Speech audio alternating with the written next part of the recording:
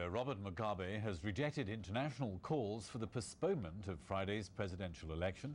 The United States has warned that the rest of the world will reject any attempt by Mr. Mugabe to declare himself president.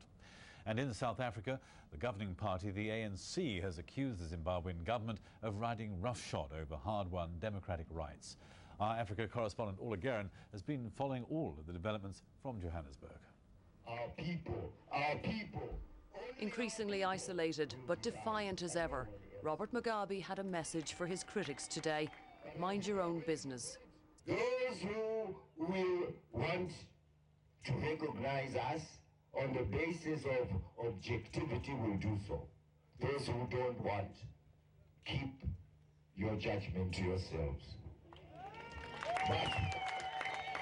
But our people are going to vote, and that vote will decide. But this is vote management, Zimbabwe style. And the regime may beat and threaten people into going to the polls on Friday. It's been getting plenty of practice. And plenty of criticism. Now, for the first time, South Africa, the regional power, has joined in, backing last night's condemnation at the United Nations. Newspapers here are depicting Robert Mugabe as an election bully, not a liberation hero. The tactics used by his ZANU-PF party, now rejected by a former comrade in arms.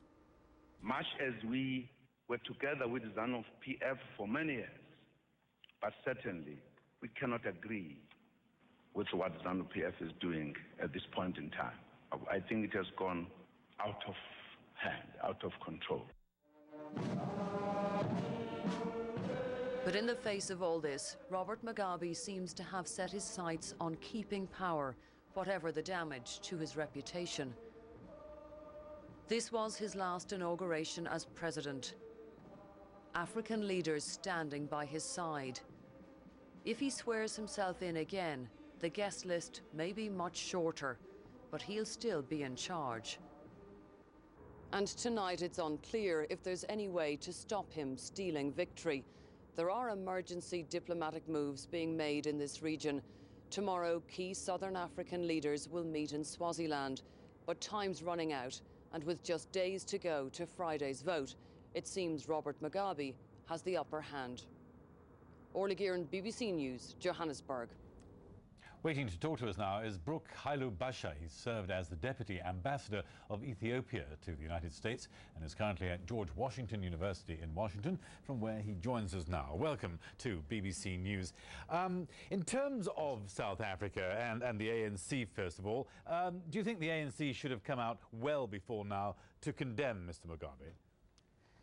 Absolutely. The ANC should have come up earlier, but it's better late than never, as the saying goes. So in this sense, I would say welcome on board regarding ANC. But also we have to go back and see why the ANC had kept have been quiet. The relationship between ZANU-PF and ANC goes back decades. So I think that's one major reason among others. And what about Thabo Mbeki? He's been criticised as well, hasn't he, for not coming out more strongly and getting involved. Is he in a difficult position because he's been trying to mediate between the two sides? Yes, indeed. President Mbeki is in a tight position, and the fact is his credibility is at stake.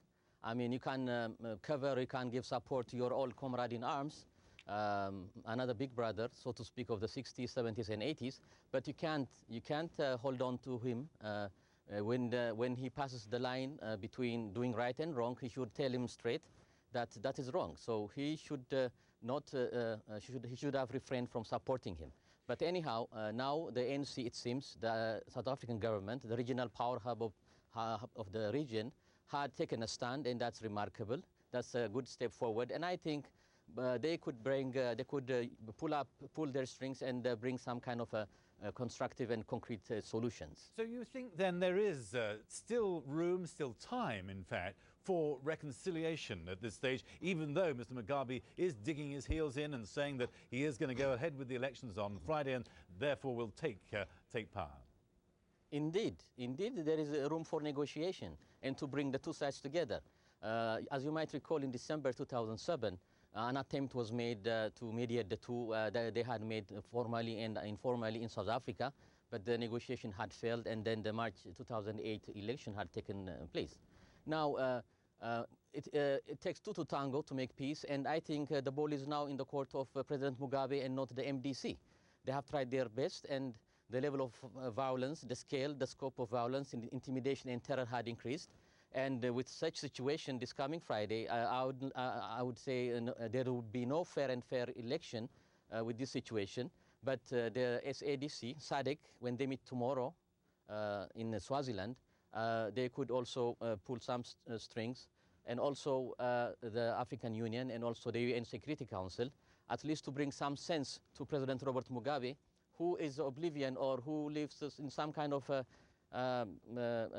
fantasy land, which is unbecoming of an African liberation leader.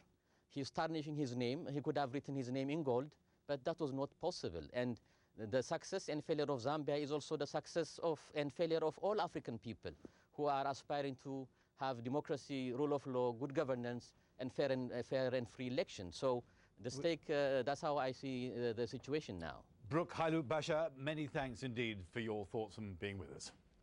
You are quite welcome. Appreciate it. Now,